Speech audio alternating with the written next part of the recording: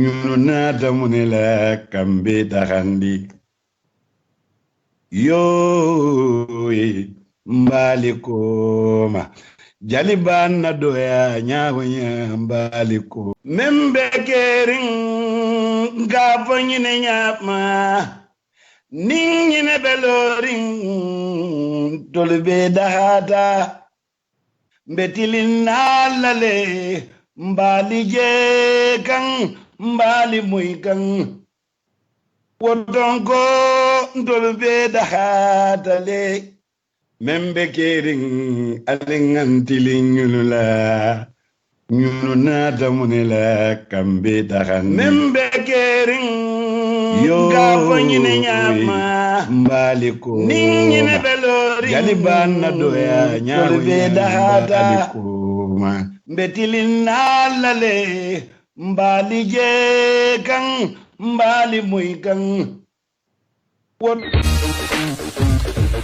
Yaya Instant Services. membe kerin ngaafo ñine ñaama nin ñine belorin tolu be dahata mbetilin naalale mbaali jeekan mbaali muy kan wotonko ntolu be dahatale membe kerin alingantilin ñulula ñunu naata mu ne la kambe taxan membe kerin ngaafo ñine ñaama mbaali ko nin ñine belorin jali baan na doya ñaalu be dahata mbetilin naalale mbaali jeekan mbaali muy kan wotonko ntolu be dahatale membe kerin alingantilin ñulula ñunu naata mu ne la kambe taxandi yooye mbaali kooma jali baan na doya ñaawoña mbaali ko membe kerin ngaafo ñine ñaama nin ñine belorin tolu be dahata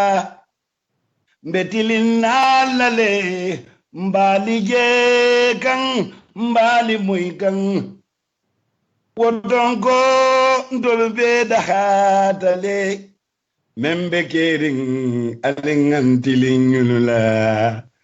ñunu naata mu ne la kambe taxan membe kerin ngaafo ñine ñaama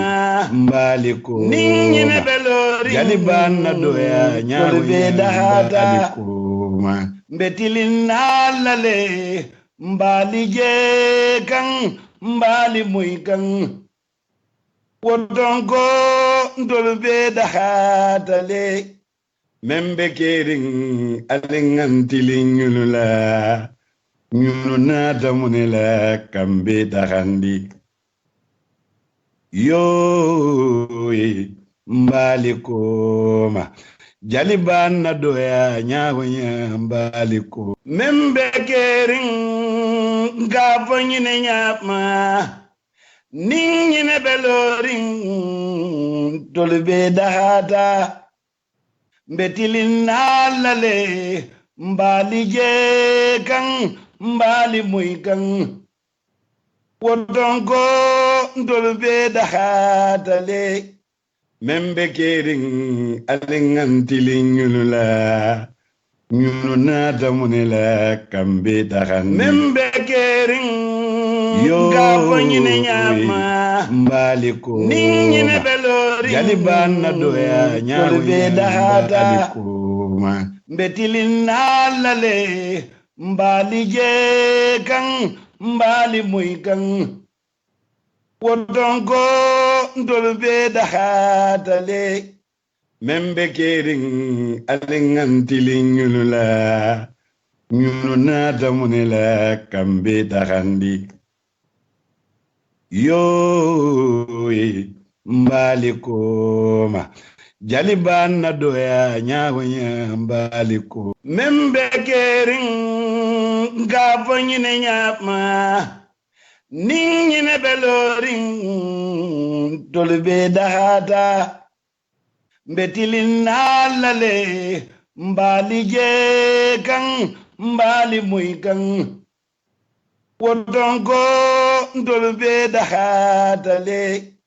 membe kering alingantil. Yaya Instant Services, the coolest and most awesome way to send and receive money worldwide. We're simple, swift, and secure. Send money in 3 simple steps. Select country, add receipt details, and remit the amount. Super fast and easy with unbeatable rates. Get funds deposited directly into your bank account in the Gambia with no third parties involved. Our coverage includes UK and Ireland, Europe, and all over Africa. Transfer money with any device and get an instant email or SMS notification. In fact, transfer money and have it received within minutes. Visit us at www.yaye.co.uk and get instant access to latest rates, free calculator, mobile top-up, track your transactions live wherever you may be, and so much more. Contact us today and revolutionize value for monetary transactions. Available now on the Apple App Store and Android Market.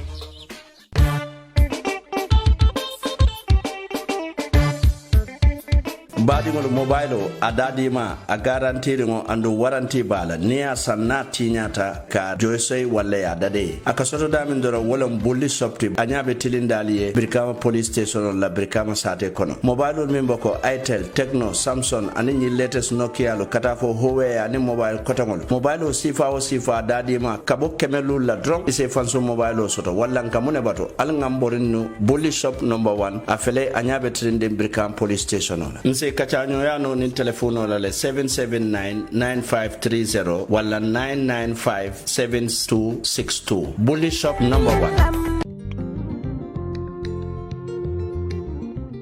Stewart & Co. Solicitors, a legal excellence firm in London that can help you with all aspects of your legal work. If you are looking at immigrating to the United Kingdom, Stewart & Co. can help you to set up business, buy houses in the UK, and will deal with all your legal works from start to finish. For all your general immigration work, we can help you with that as well. If you applied for any form of visa, whether student visas, settlement visas, marriage visas, or a child wanting to come to the United Kingdom to settle with the family, we can help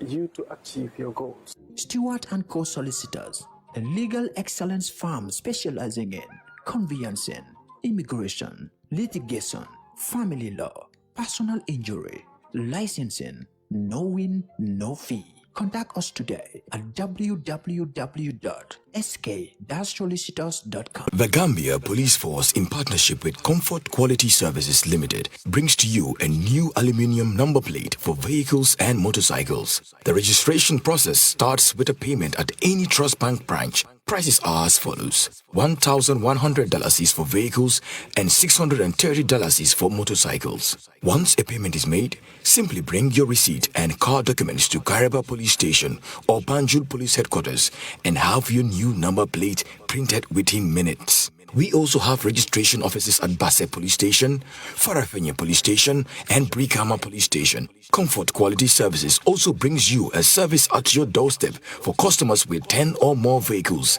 that want to replace their old number plates. Call us on 203-6437 or 360-8628 and our friendly staff will come and collect your payment and deliver the printed number plates to your doorstep. Replace your old number plates with our new aluminum plates that are durable, international organization of standardization quality, and with a 75% visibility at night. Comfort Quality Services. We answer to all your quality needs. Jarume Photo Studio. Ibale damin wala mu Brikama Police Station nyatili wala jang. Nying Jarume Photo Studio eka battery lu wafile andum fanan eka business card lu dadale anin staff ID card. Bari man na da wala eka photocopy kele anin lamination. Imanda wala de eka netalo min sifake nyin netale bali ke kele bari fanan eka photo size ke mi yalon ko wolle be jamano ka. Imanna da wala de eko passport size pictures eko fanan kele anin American passport size photos eka nyim fanan kele anin visa size ni lafta nyin netale ndingon la pura alla kayti kumalu ituluka kalele joni e ka fulama kaliyele walla ya kaliye nandi e bale damin wala mo Brikama police station on nyatiri wala Brikama nyambaye ila dinkira fulanja on to wala be Mbalit Johnson on to Gambia College nyatiri wala anin fara to fana e bale jere bari fana e bale busumbala Nescafe Johnson mi yalon ko wala be busumbala silaba kan anin sanyang jamemba nyatiri wala gunjurdung e felale gamtelo bala je doron walla na lafta netalo la walla passport size walla lamination anin nyinko ngamin be fali ali commande telephone to 7822944 jarume photo studio nyinne nata kaluda handi kabirin alla netalo to anin passport size olu sifa o sifa anin lamination nin photocopier ngale ko jarume kolle nata ye bata bay ya daha dunde bankoka.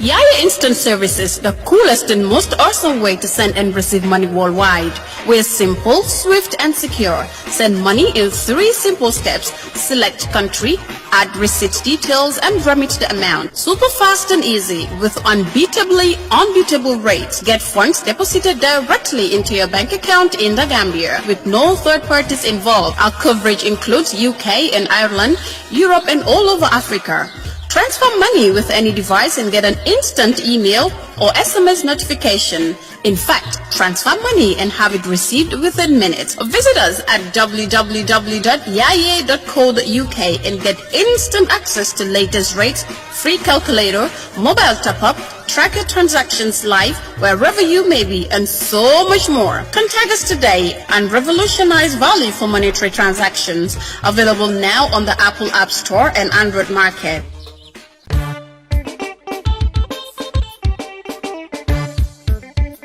Baɗigol mobile o a dadima a garantirigo andu waranti bala niya sanna tiñata ka joysoy walla ya dade aka sotodamin doro wolon bulli sopti a ñaɓe tilindali e Brikama police station la Brikama sate kono mobile ol min boko Itel Tecno Samsung ani ñi latest Nokia lo kata fo Huawei ani mobile kotangol mobile o sifa dadima kabo kemelul la dron ise fanso mobile o soto walla nkamune bato al ngamborinu bulli shop number 1 a fele a ñaɓe tilinde Brikama police station la Kachanyo yano ni telefono la 779-9530 wala 995-7262. Bully Shop number 1.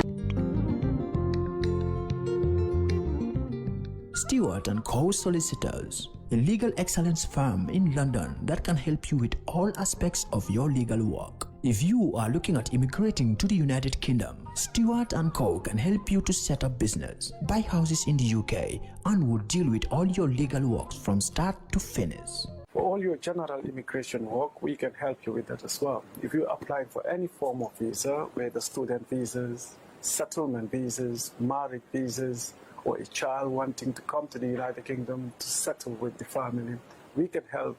you to achieve your goals. Stewart & Co. Solicitors, a legal excellence firm specializing in conveyancing, immigration, litigation, family law, personal injury, licensing, no win, no fee. Contact us today at www.sk-solicitors.com. The Gambia Police Force, in partnership with Comfort Quality Services Limited, brings to you a new aluminium number plate for vehicles and motorcycles. The registration process starts with a payment at any Trust Bank branch. Prices are as follows. $1,100 is for vehicles and $630 is for motorcycles. Once a payment is made, simply bring your receipt and car documents to Gareba Police Station or Banjul Police Headquarters and have your new number plate printed within minutes. We also have registration offices at Basse Police Station, Farafenye Police Station, and Brikama Police Station. Comfort Quality Services also brings you a service at your doorstep for customers with 10 or more vehicles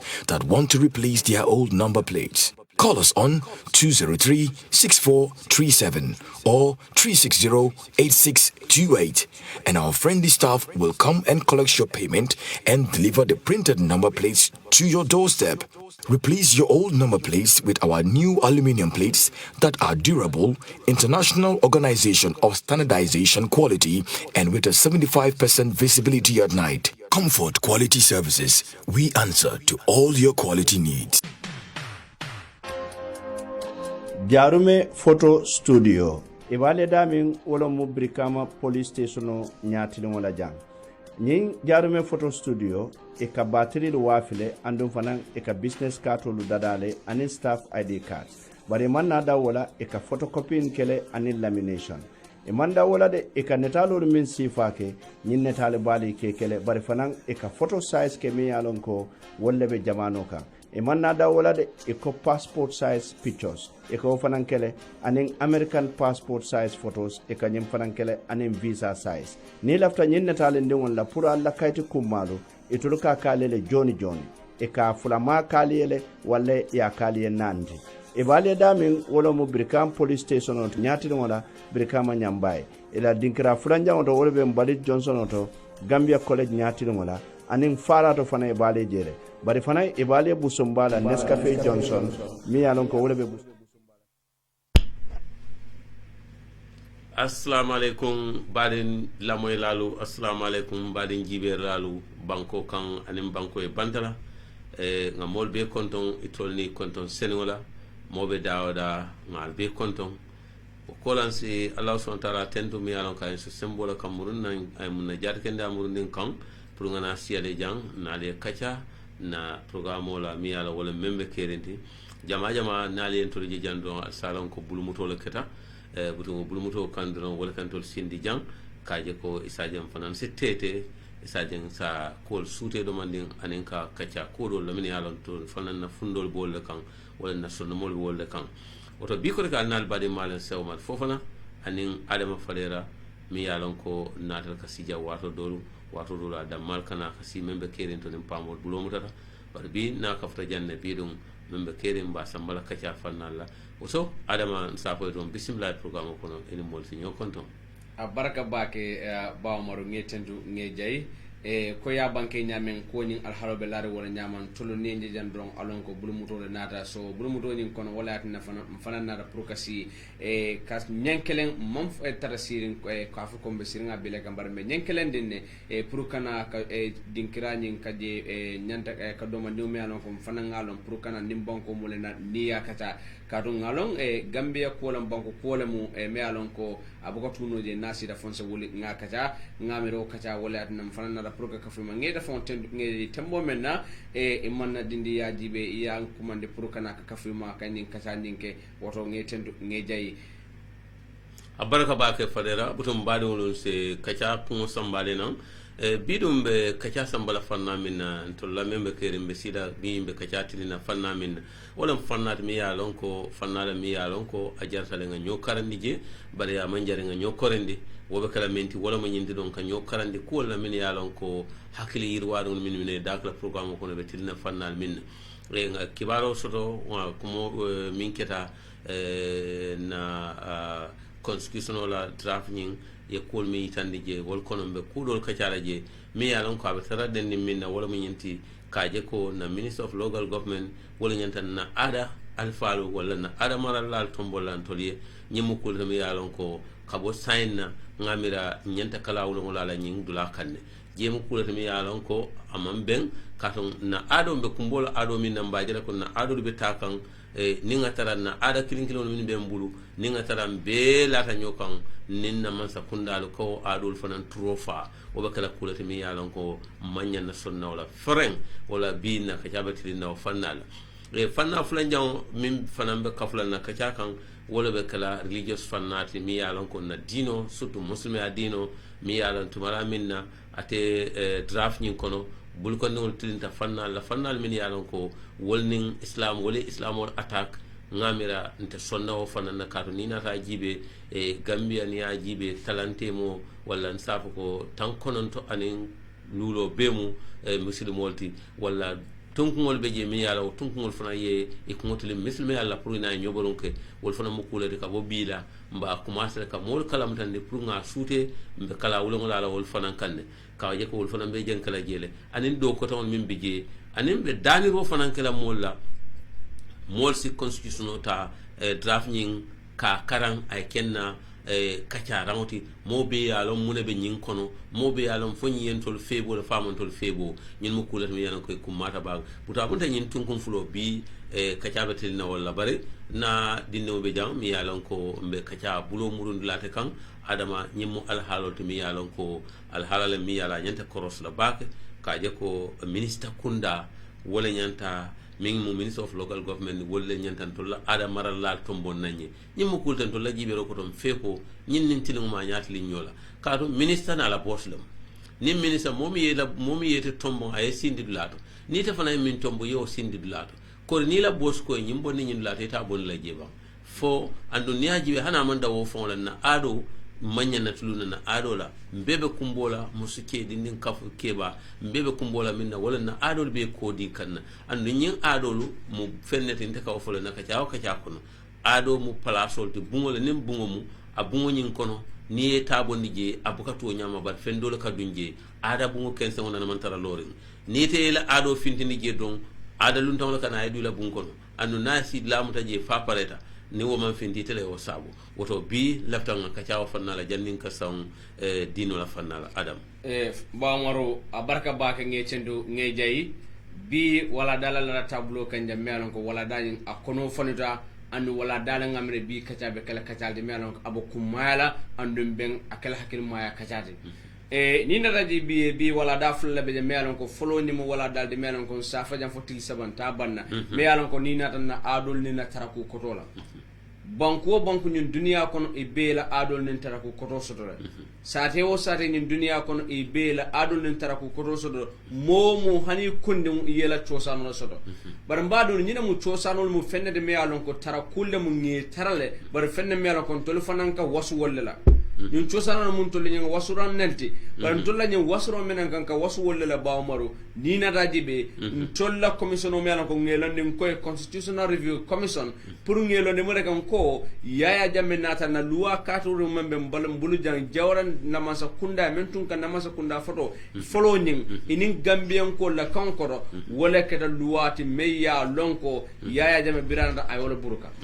biri yaya jamme ni luwa mu da aya burka ay gambian ko lu tora akada gambian ko ni ko yade gambian ko le ko ya ko tan annu ay gambian ko lu tajriya wo luwa la kan wala ya tin na gambian ko lu birim baro masa kunda be karta keso ni na gambian ko lu bulu adabe ko kono bawmar ay men fo gamen ko wala ñindi ko constitutional review commission mbe commission o londira kaaje ko coalition masa kunda e gamen ko lahidi ko mbe commission o londira pour que gambian ko la ni maran ko men abe tiñata me ya lon ko yaya jammena la bala molu la kunkil nafa da malabeje mbe fello la me lon abo kella ka bonne ñim bakko kanja wala ya tina ñim commission ñin lota bara commission ñin na lo ko la biringi la do ko ke an lafta kala gamen ko le jikla tewde menen te moment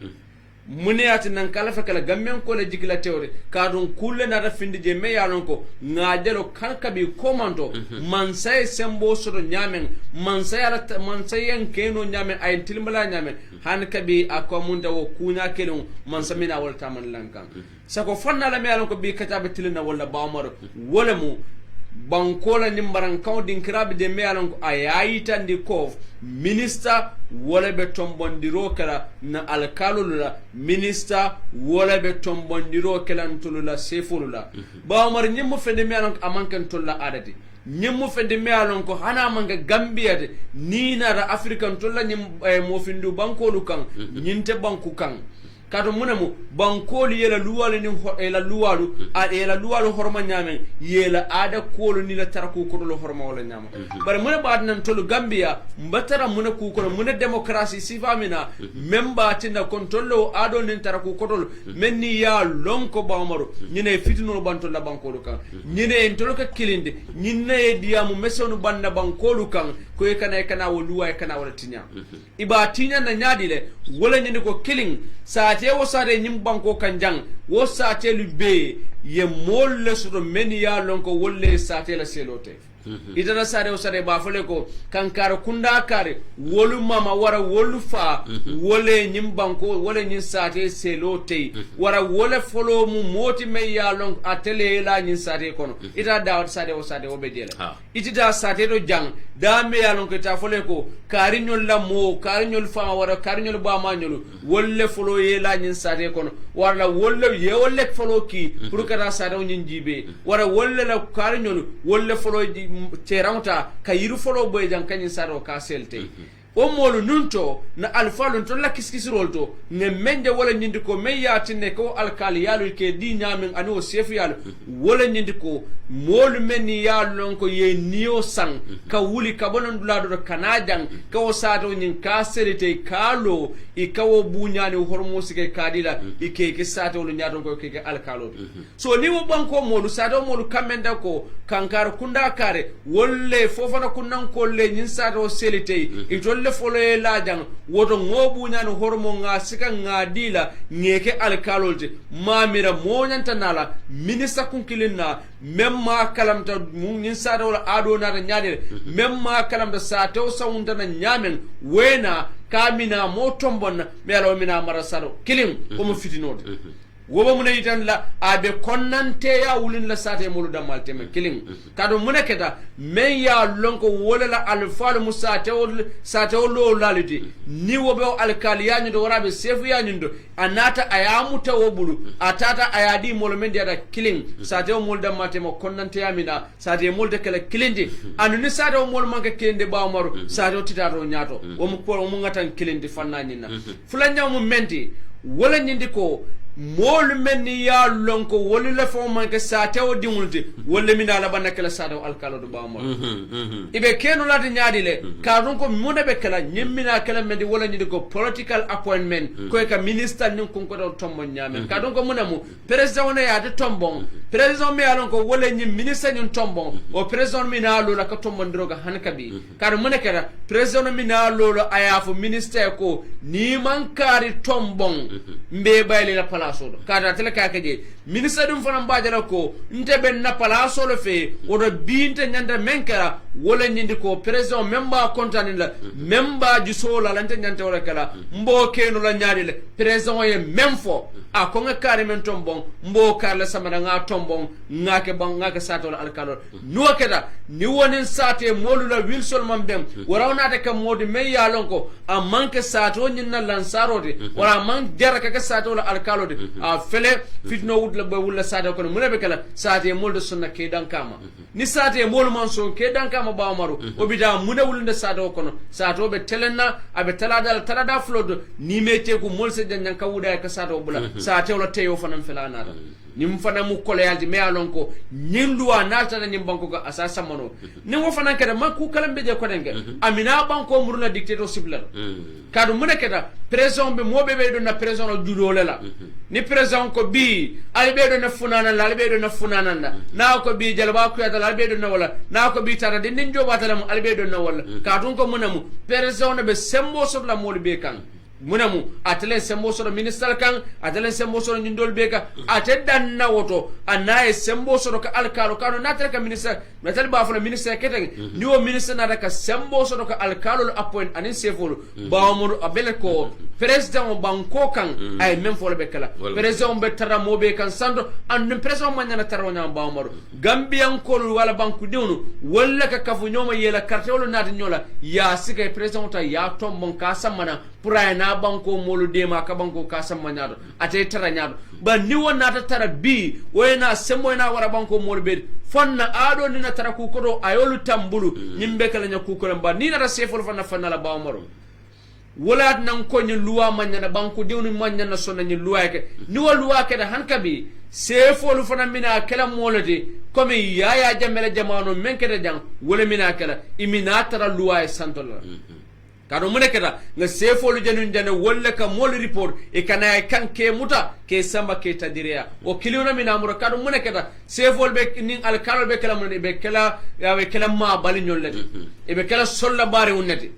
e ja so ko ka idea la kuta no laje kado mune keda mansala be koma andum mansala ke tombon sate mo te tombonna mune mina ka sefolu nin al kalo e be falenne be kala mbul dictator le de bawmaro dictator ya mina kala fende mialan ko abe terla wajabirin banko nyaka banko kan nyasube nyama kado munekera alkalo nin sefo ba jallo ko nte ba sate modu ngemenke adiata lewa kuyata nyalewo mbetara janne andun atolu bukande tombon mole be siri mialan ko wala kande tombon ane mina kala ngamenje ko monto no yaaje mel jamanu wala mina ibe sefo jala war alkalo abe molle keno sigala abadila ministala wala aba sigala abadila president kuta no laje kadu muneketa wala kada tombon atol mon kunowama atol de fen no lama hanale muneka alkala babol alta bonno woto ngamira mbe siwo sido wulle fisade annun ni nana ñu luwaji be met na ñu luwa fon ba mo nte ba baykan nga bayle ntol recently nga minister men so minister le mealon ko amanjara ke minister minister men marring kene kool ni masa kundare no kola amanjara ke minister bi mealon ko tele Musa Dramé def fendanda sababe jambo dilala as evidence me yata nan ko Musa Dramé bi amanya na jaral ke minister ni banko ka wodin kra killing Musa Dramé Gambian ko ya be Gambian ko le president baro tombo ka Gambia karfala president baro Musa Dramé tombon ka ka minister di ba mar membe mar kenol ni masa kundare una kola bare Musa Dramé keda modi me alon ko amantara wodo ko Musa Dramé tilin mena wala keda nyimbanko kam politiko Musa ya nyatilen politiko la nyadile Musa barola nyunto abe men kono Musa tata dawoda Musa kadia mu politiko la killing Musa sandu adiamu de akomuna mu ako Muhammad Mahanera munati na womanta bengoto ko womu député me alon kanyanda kanawa bengoto bara nyinata nyinna ko député mu mole me alon ko banko moli yo tombo menna pour ayata se député bu ndo ay wasade bara Musa dama manda woto aya fo nyomi aya fo foni fanan ko alikalo nin sefo so tara lorin baro la politiko fe anu nyira kada fendi me alon ko president baro man dol president baro dum man Gambia campaign wala ni Musa Dramé ya lon ko tonya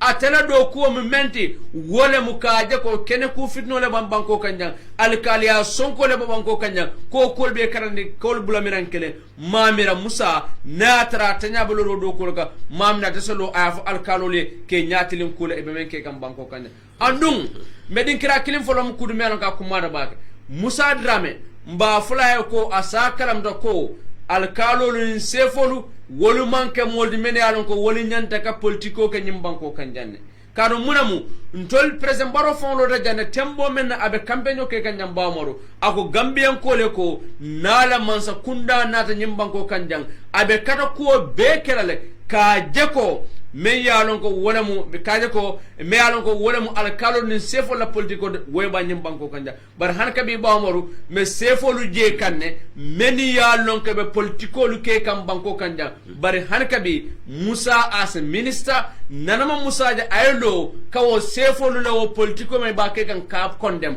andu nyina mu kuldu men ko Musa nyanda ka menike ni Musa man tara nyun ke kam ba moru a bele ko he is not fit to be at that position ngama membe kumala wala nyindi ko wadanda kato be kala wo nyon ku sivalu wolbe we keno nyaade ko dam ba man ngama baraka ba ke fadera e point sol min may be la kumayata ni aji be bankola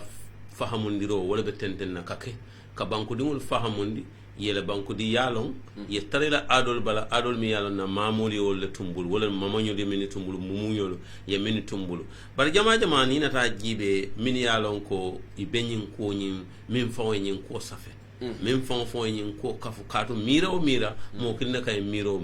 tambi ndinga mi mira wo mari atebe sate min to alkalo le be jiyata la ka sey min la place oto yalla nyin alkali aje anin nyin almami ya nyin mu na adol lati jama mi ye sate kura mini fulo sate kura wala ka kanyin alkalo na adol kono andu momo ya lon ko itele mu sate kura ate ila mamol wolle sate kura wona na tan nyim miro nyim falen na non wona na lafta nyim miro e lo kaje ko modoli na mi ya wolbe symbol bon letol bul wa almamolu nyo bunya jibe de na ado mi samana wa alkalo min ya lon ko tulle sate kura tulle fulo selda yalla ne kamenke nim modu na ta min kafte maje e kafo nen alimam ya diya tut fananna legin gele ka nyo bunya nyame nyin le mu bunya te mi ya lon ko jannintol la nyin luwal mina nyunu sita nyin nyo bunya la kono ani nyin nyo haramo ka kutu nyoye ka kubula nyoye ka karake nyoye yetra siring ye ka kilingoti andum me itan mitan la gambianol ta sonna nyinna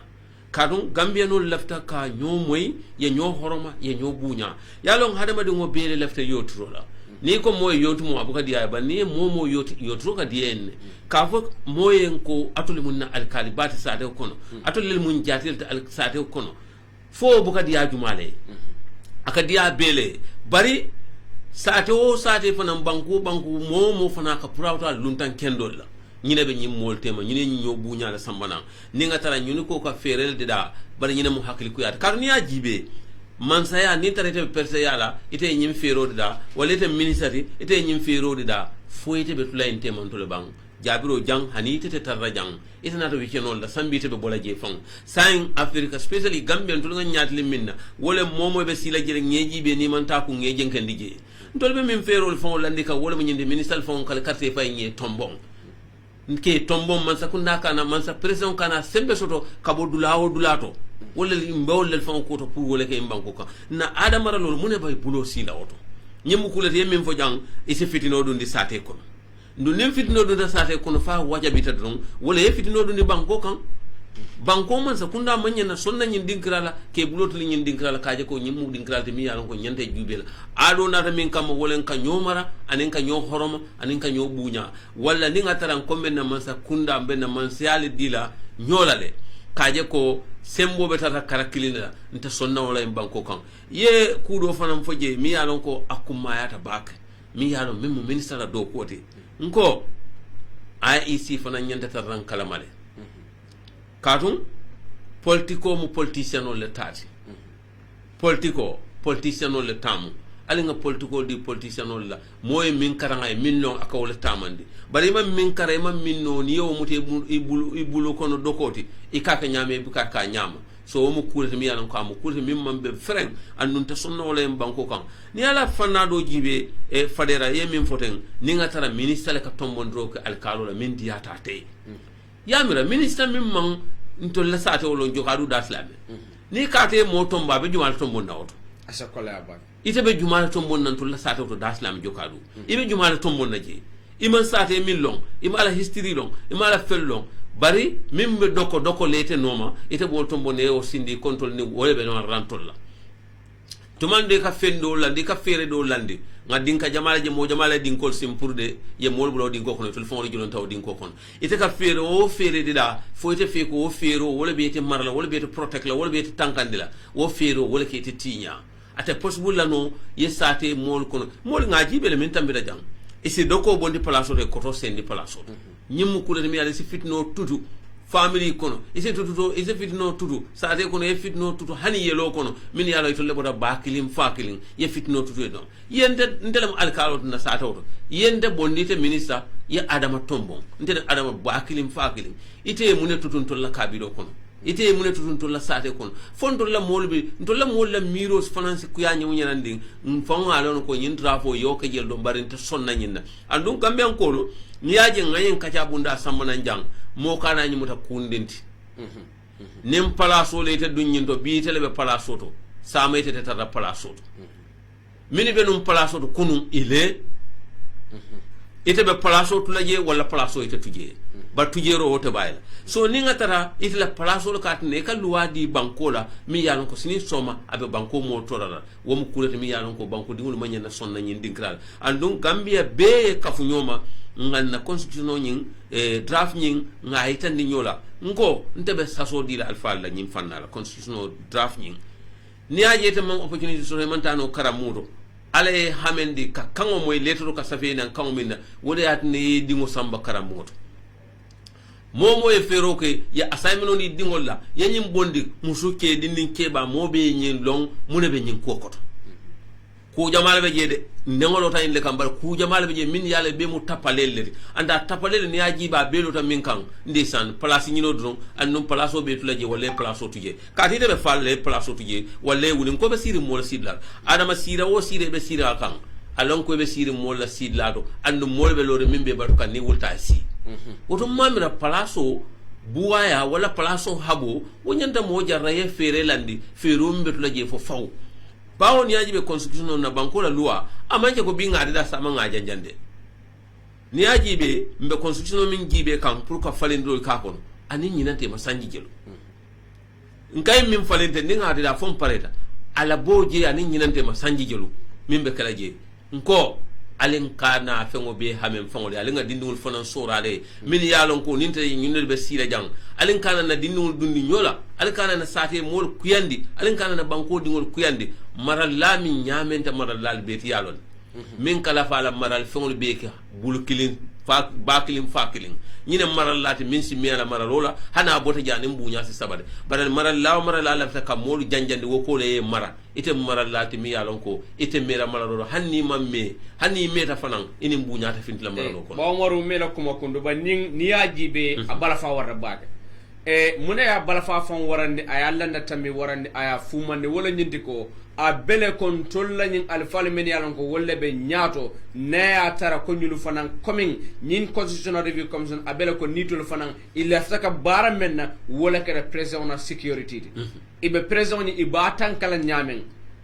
because ni na rajibe ñun loi sifa he told they are all experts in law be mu loyalty andi la do ko mu woldi ye lawyer ya yola kara yola long mamira hana tara gambian ko le nyim fotole he told nyanda sonna wala kadi tol yalla mbota men kono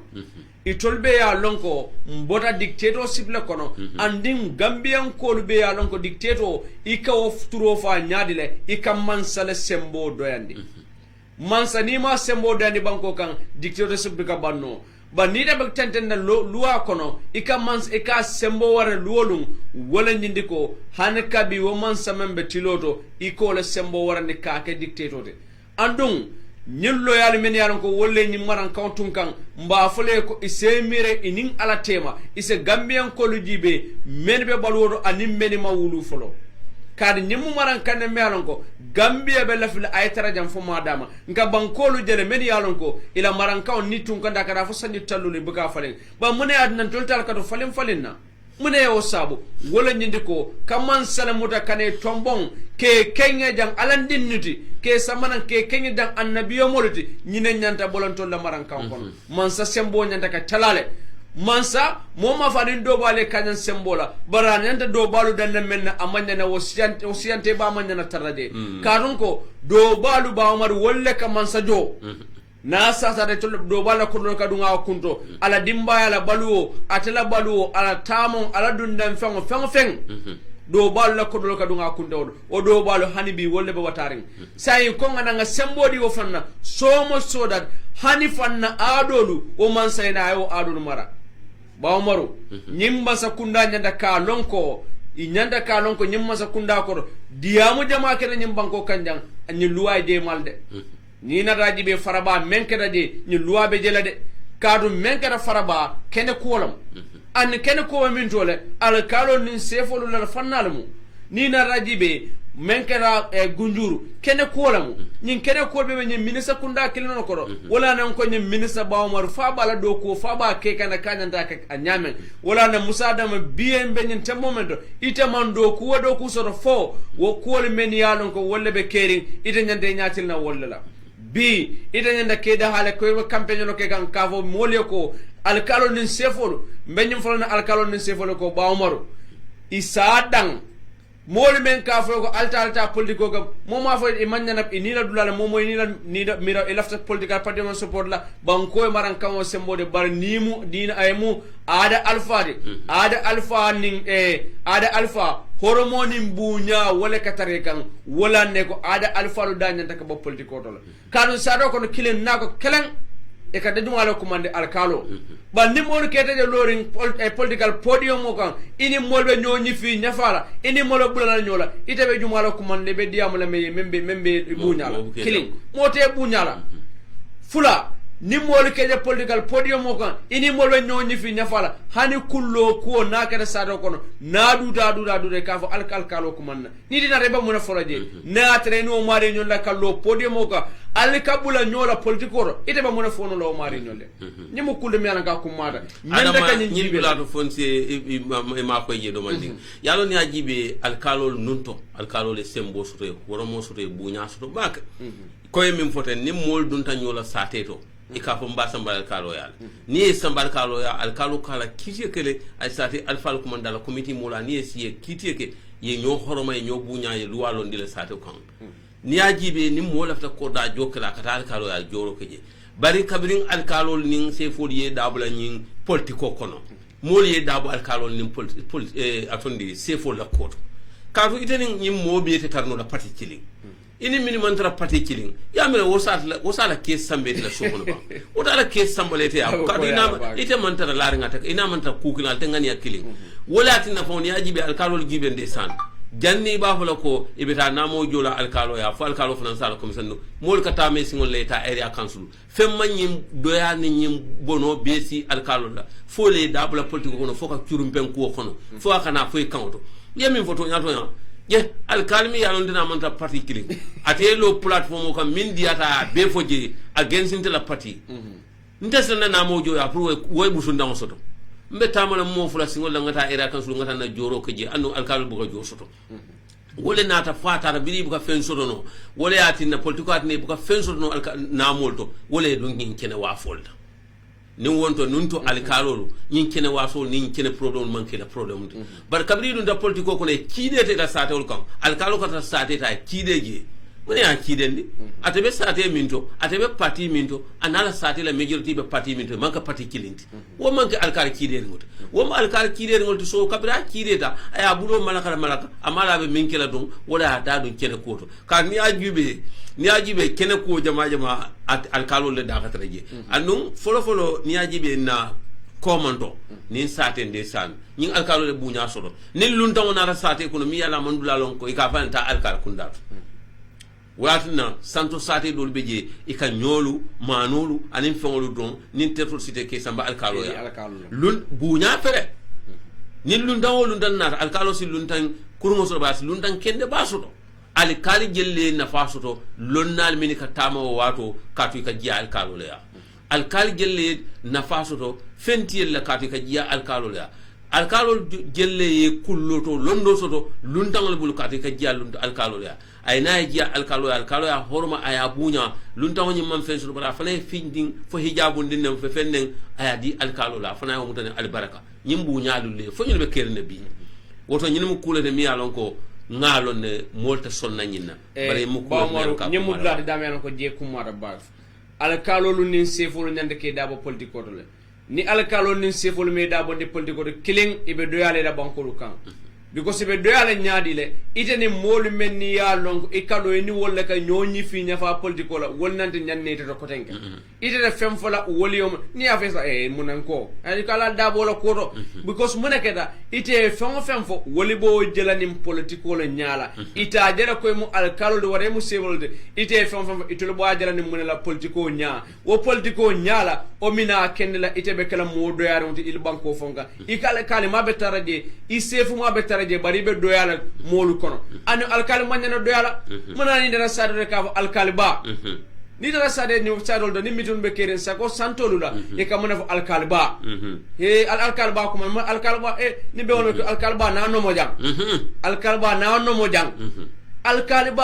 bu ko doya bare mune yatin na sayin alkali tata febe doya kan illa dinkiraldo wala keda politiko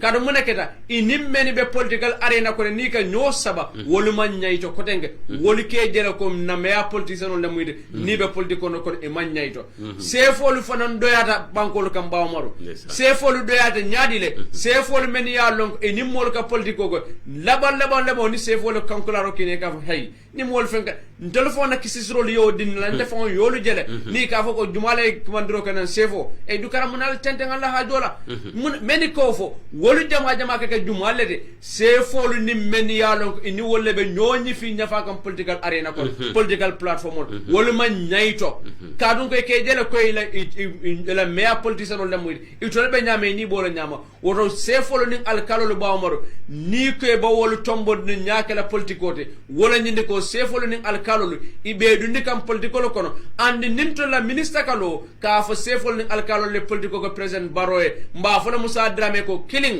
ibe sefol ni alkalo ibe doya kanne fula nyaw ibe kide di kanne kar muna ne be kide la molu men jama be bale be sabale men be sabale men yanon ko ni mantara political party killing men ya lon ko wol man tara baro bi ni de ko sefol ni alkalo da baro wol be sabala wol bala ni wol sabara muna man kide na commandro ko ni wol man te danka muna be kala nyaadi le woto wala nan ko alkalo ni sefol pour ye doyani malo e boy kan anin kide way boy kay kana son nyinna ka fo ke be politiko la kala banko kanja ye son nyinna ko imu ade alifa le di men ya lon ko molla adol na taraku kodol wolen sembodina pour que dol tombon ani bo simfali bo le noma woto wo kan ye kato beke ye nyatili wala ye fanjam fande politiko la nyo manke ba umaru mamira kol bitano nyame tol fanna la wala mto nyata adama silance na sawu fanna do la ngana fana njibe bari jannin ka sawunje comme ye min fonu mbe lefta wo alkalol nin alfal dukare atol min be la moy kan president baro kabra kana ay min fo mu mira kuma balati kan nanyin adama radlal bondi politiko bala fereng nyina fota area council de bo politiko bala fereng jamala fengola beji bari malo mune nata santen fo alkalol le fanke je bang fo president le keje bang fo ministre le keje munali murundi alkalol nin sefol munatol murundi me moni nyinin kala nyin mune alkalol nin sefol mune murundi kadum bidi na de men fo be nyaala wala munyindi ko alda bota politiko konole ngo alkalo sefo munali murundi politiko kono nim president wala murundi ala an jabi na ala fo ni president ko murundi na politiko kono ko wala na kumanda wala ko murundi na politiko kono ko wala na ministre ko murundi na politiko kono bado nyina mu nyinin karol tumi yala be laring ninga telefono e laal senyin dulala ja mune keta kati ko karol ni sefo le bu politiko munal murundi nam mune bale murundi la nam wo mu nyinin karol anin nyin a ngay min fo nan adama lalu nana kana so wala falbe sonna wala ba gambia no wo fana mu nyinin karol e mbe sawna fanna min na falera wala mu nyinti ni natan na dino la fanna la jem ku kuma balti ni ya jibe tan kononto anin lulu ka doyandi wo muslimo ti nyim banko kan bari so man danga fon na suka jato jan ni ajibe ni ajen ko lafta nga murun nan jang ite financier la hakili bala kan wo ko lan snadi la moy la minitamu programme nyim fonti e se fem fonyeje ni ajibe angay bo warta bak ana abala fa warata anin kunjimo nyi mosi kungoji no akumola le wala mun nyinti ntolla dina nyaton ko min yalan ko wala mun tolu nyalti wala mun tolu singolti ñulle mun tol bulot ñulle mun tol la fengot mune ke ñaata mune ke singoti mune ke na fengo bet ni la muso wulute ka juti fengo la juti la family bela yetta me mo fla sun yetta alma mo yela ko be fay na man ne la programme to man ne la nyambo har tubu bolen suba man na ji alma mo man na ese da kalo su kan de nyaku ya ka to ko yata le fisandi mol beti ila o be ngoto purate la ma beji anun to nyalem atale fisata jatale mu nyaata jatale atale hawla ma yata ka tara o din krato ni la mo fata ese baadi ngol betuje e kam min folo kumanda alina almamu kumandi nyana ibadi ngo fure ya bondala mo beto ya di almamu folo katu munem i yakaro mi sala dunya anin alkiyama dino la fannala wolbe nyini mun na sawar da wala nyini mun na molati mi ya ko nyanta nyaalo la nyul le kan nga nyaalo nyul le kan alina dina nyaado ko kar kuma alina ustaz kar kuma alina lonna kar kuma dina koku nabe banko kanjam bari ndesan dina do ku wato sita na dina nyaton kolu alule na dina nyaton kolu alile dina do ko be kere tumalami na musu no diam da dibite akoy jamol la ko e fen foje 500 min yala be lo public place nga fo len ka yamra te jamol lo dulalo mo le kele ko dal kuntu ya fo jamol lo jam fo public place let ni ngol be manka sino le lo la je ka luwasi dulati bari ko ala bawo dina nyaton kolu to dina nyaton ka kino le kontrole ko ni pura la dula lo di jamo wala misirota alkiyam alaka kay bu ñawol jumala la bu ñawol alkiyam ñi ne mol du ñin je ni ñi député musul non kana lo ka mole ko wol ñanta jibe la kawol bondi ñin dinkalo wo mu kumbo balti wo muslimo la juru balti ani ni na fula ñaw jibe wala mu ñinti ni dun tan na futu bu ngol kono tumala minna constitution bonam bo fanan na draft nyim bo fanan fere to ke kan ka dunni na system o kono system o mi yalon ko asake na luwati nyim banko kan dina yalon ko be dairin tek nin ko be dairin tek ma fo ite kilita lo misiro to ya sata je to nyaay ka mo jamal soto je barali safaro ke aleta ministre kundato ministre mo religious affairs min marta na dina kola wala le president ale safaro kata president fo ya ka wuri ka fa en kon man la fi nyin ko moy lan tulo la na banko kan kotake wala le safaro kata député bungoto kay tandi kon to le man la fi nyin kuma sifal moy lan na député bungoto député bungun to la wasa bungolti to le be nyaata min karakioto ngaklo be la min kan jigita min na mo be la na karakioto wala mo nyinde ngosini je o man ta fe kon to le fo nyin ñin mu kulati mi yalan ko dina ñatan ko bari ni en to la dina ñatan ko la kibiroje ndesan adama bala fa warda wala sunkaro bila lota wala mallo mbe salla bilente salla sama ño kirim baso fele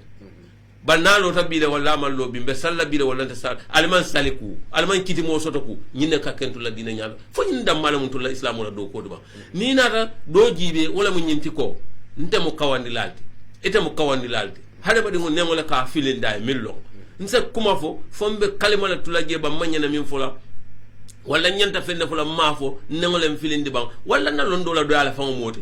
ite min mu kawndi la doti na toñale ngam min be fo kuma kendolu ite wol jibe la de no mistake killing ite be capitalize wala kan sama ite la talibul be tara kurli da min fo la jama moto lem bang fo la karam moto lem bang fo la assembly fo la minto fo la conference lem bang unte la o mistake ko ite bole itani la wala ka itani ko fofo na minga al ka jete am fenno atele ka fo teng ñina mu dina do kote ñim manke dina do kote fadera wala mun na ka ca kunya fula ñonte be la auto ton si telephone bawmar ñimud la de me alon ko ngamira dina alfa le bella moy ka andi be fem fala ñeje baake ni raji be ñi lokun kono ni ku yani balfa ku ba so dino la fanna sa ko megara muslima ya dino la fanna ñim banko kan jang sunkutin deng me yalon ka telemu tuman jayti député Fatou Ndiaye me yalon ko jama kamen ko tuman jaay me yalon ko telemu député Fatou Mata Ndiaye ko tuman Ndiaye ka ko mande wala me yalon ko telemu député di membe Banjul South to yala député bunto anden mole me yalon ko PPP la député lam ba tuman jayi man fensot no fa ko jamonu men ya lon ko wolle be lorin jama dinkira ko wolle tala yeboy barante ngam men fo molon ko bari ya no tuma imamin di fenna ban wala ya mi a nyanta kam men fo dibide mu do ya mira amam fili wo fanan na ban karu ni na rajibe ban julbe al halo men de bi wala tambita tuma nyanta men fo nyin dinkira banko itaraje jamon be lorin jama dinkiral ton chojole be lorin jama dinkiral mune bad na bi tuma ka kalole akamam fenkele fo jamon na boyo he bar gambia bar tuma sa lonko banyun sa do kono atela PPP ate mune ke banyun kolye banyin kala ay mune ke banyun kole biriya na de ka ke dibite kanu banyun dibite nge be la do kolo moy janne ngo do moy janne wobe Crab Island falinkan ngel pila ele ngele meoje jana ba do ko men ba tuman jaye mun ka bandinun kolye man fa moyde ngamira biyata nyanda tale mirala menna wala nyinde ko bandinun kolye karde o fayne menna ka bandinun kolu kalloye ka jako ka bandinu ka falin ka ke modern capital city ngama nyina mutumala do ko ranyanda ka menga bare nate manta bandinun kolu makoy ka bandinun kolu wasa kadiyamu député bunto kayita ni mansa kundala ko ye bandinu falin kake modern capital city mami atanyanta kalo kaka kuma fo ngem banko muslimol mba fala tumay ko alanyen kuma kande me ko kuma kande ma manya na fola barna dina nyaadon ko fana tonya imam abdullah fari kunu ngomele me alon ko way audio da me alon ko anim video ka jalay bare be almama jamal be nyim banko kanyam ba maru almamol siara nyim banko kan almamol ye findi bang yela lodulalta nga almamol je findi na banko be yaay ko fitino odo almama kilu ne findi bang même fitino de yo bang yeta president kundado yeta dibide mudo yaaytin le ko tuma ye nyum kuma kan ne me alon ko amandi ya gamen ko kuma kan kensen namu illa mu kuma kan me alon ko wala ka fitino wulende banko luka kar ni sifulol tada fo sobita nyola sifulol tada ko ga sisol tedda nyola ni krisano dole nyim moy alam mbadin krisano alkana jawnya bari nga sample di dron comme ni dole ya moy nyaado nyama me yalon ko telefona je ko telefona nyada ka tarawol nyama nyine kadna siolu ka kamfa nyokan alla bon kada al sekado dinol ka kamfa nyokan alla bon kada ka dinol damal tema fitnode woto mba fala gamme krisanol ni gamme muslimole ngam banko ni mellon nga cende wala nga alamuta nyoy ba tumala nyin be solo ngaji ko kuma kensannamu anna manya na fola bar banko la dina nyaron kodu sama mu arjumalunda al kutuboke banko al mamul al wuli al ya kutube kaitande ko tumanjay ay kuma kan kensan ayolo fo ay nyimme fota kuma kan mer ko manya na tamala nyim banko kan jam fo birka ma jang marso bala jam fo chodol ta lorin jam sado tema fo chodol ta lorin je ni tala lamen sado kono choji je lebe lorin je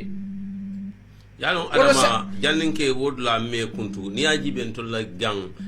Gambia musulmol nin kristanol ndesan ye ñomo ye ño buña ño horoma horomo dammal be tema ñin kuma ko enena tay moyla han kristan din wala Fatoumata bintu rasulullah to moy bang ato fon moy bang bari wala ne yaade mandi ko tuma fo sa falinde kadu al hal minke non fasi falinde fo to si falin ñimu kulati mi yalon ko ntolla nga mintara ñim banko kan ñim banko dina mole ñoo horma bak surtout mbe dino men na jang wala mu ñint kristiano ne muslimon hande muslimon da male ñoo ya bar ni na dina fulor gibe ye ñoo buña bak ila dina jaman ko kristiano muslima iman haji soto ye ito lelbe siring ito lekela kullelke ito lekela hadama ya beke ito lemu terolde ito lekata karam mun killing ito lebe do kulla killing hal fen killing ten tema wala ni mo kilen wultanan tol muslimol kono aka ko min melum nyin ko mbo kuntula ba umar mera kuma kundu defon kundu ni badin krisano bon kilen sanni mume birem mbebe bantalan tara karandirolo sanni mume mbebe larim bon kilen kono atamo krisano tamo muslimol bar hallun kilen na mon sodo dami alon ko na dino le nyoma atamo krisano tamo muslimol bar mbebe larim bon kilen kan mbe ka laran kilen kan mbe ka ku kilen ntol ni men jefo moy talo na fon ko nyemu krisano ko nyemu muslimol odo gambia muslimol ni krisano be mo kilen nete nin dara karamo no mbe ka si class kilen kono odo tumanjale ni kuma gon mba fala gambia muslimol ni krisano ali wuli ali nga kumo ni nga bay ngo kuma ko ni nga bay ngaite tumanjale ko il faut ko mo men imo fo inyanta kan men fo imo fo andung al mamulu al kanatu deering al kutuboke sama jumolti alla dinkiral alla lo alla nyum kutube kadon allo dagana alla kutuboko ko fitino woto nyim fitina man tambinina kadina dammalu dina dun kewlu dammalu ko wulinde nyokanya woto mba fala gna al mamole se wulin se nyum kutube tumanjay me men dan lebul wuli e gamen ko bolo sey wuli ye gambian ko bolo so ni man gambian ko bolo sey asa keno alate tulatende kada ila faka gambian ko damale wulinde nyokan nyemu ko le men amanya na kala bari e ntanyen dia mo banda bawo maro kadu député mundo kolam fenkeli meje mafo na speaker melan ko be député mundo ni lokun tamila bawo mara kuka abala fa warta bak honorable Sidia Jata abeddi amuna temmo menna membe sudiring atanyim bankola budget la men kada bankola dépensode tiñarol membe je ate mo balo babulo kono ate be bizire mo balo bala bawmor nyimbe mo na fono nyimbi dawno mo na fola ministre kanu député le be lodu lay bolo fokete wo lodu lay bolo landila ministre nyako ate be mo na fono la ministre wor ayatara banko mo la senelal la batada senelalu la senelal la kodo dawala doya men kada bankolo wo dépense kono Sidia Jata honorable abo fokan atabe bizir mobile bala ba man nyim bala fanen ni ko yaldi wodo be nyim fala gambian kole nan be palaso do bankole nke palaso de nga banko tambendi folo hana atara muna kube kere bi ni tara klaso ko netti tay yol tara mobile bala ni mecce ko sasa madular ni da leptano ro ye police e tara e docteur o tara aba mobile bala personal be siring nin complain no se bonanje nin tara police station o mobe station of mobe statement o di la police o mobile bala nin complain no sina sa police o mantara do ko nin be silo kan o police o de mobile bala abe mo botol bita kan saf amara do ko mune batin na speaker membe national assembly momeme ko Sidia Jata abe senela la ko kumbola ite bolo rebe mo balo bala feal abaraka kamar ni mun ndiro di Gambie ni nam ko menon ko mansula la woto ngam men ko drong se commande la bu bismillah ya be min kelan si telephone lal sambona biduna fanna be kacha kam minna kal murun nan kacha ko to drong min yalla ko to la kafta nan kacha la kutake wala mun yinti dum bimbe kacha kam minna fo Gambian ko lumbe sonna la bang na draft ni yemita dije ko local government minister wala nyantan to la adamara la to bonna ni nta fo nyimbe so fonto nyanta sonna ni nela ba nyimmu kulate alkalol alkalol ni sefol mune al ikali da ha political mune al murni nam fo al command ko take kali na ban nyindel mu nyinin karol alina dina nyaadon ko fonyi mimbe kerim banko kan dina nyaadon ko fal mal lod la so banko kan ban nyindel mu nyinin karol abonta 6999130 9388430 anin nimbe na diaspora ngalon na technician ba pinere wala mu 9813609 9813609 bari mo kana commando ko la Gambia de wo mu diaspora tidron pour ne mi lafta call kana o fannal bari na su kono number wala mu 6999130 jarankol ko buka pulije wala mu 6 iko man puli nyinje 6999130 6999130 9388430 nintara mina on WhatsApp wala mu 9813609 ngalo technician ba pina sai buton nyina commande la fo sewota adama ise dankala. Hello. Assalamu alaikum badi. Wa alaikum salam. Enim bara todi mani kam commande min tole. Dolon kemo mane firkama. E bismillah kemo mane. Okay, ndala diamo da dami. Wala milita ni ala ko ada ho jango le bo. O to ni da bu ada mi ka so do ba ngi fola ba. Gambia mo banko de banko mi ala ko. Misile mo link ke sano de ñoo xorome ñoo bu ñani banko kam ba. Anu ngetel lo ñi banko kanja. Tonya. Mo ne mo lo jan ka fo ko mo ni misile mo link ke sano de. Na ba nyama fon mo do fa ni de fa ba ni may na bola ministre fon da ko no. Amanke ministre député lam. Yo sorry député mo ni fa may na bola député fon da ko. Nela no fa mo do fa ni fo mi ala fa o to mo fa bare ada ko ana ko ka me fona a ko le député bo mo na bol mo. Be ba sai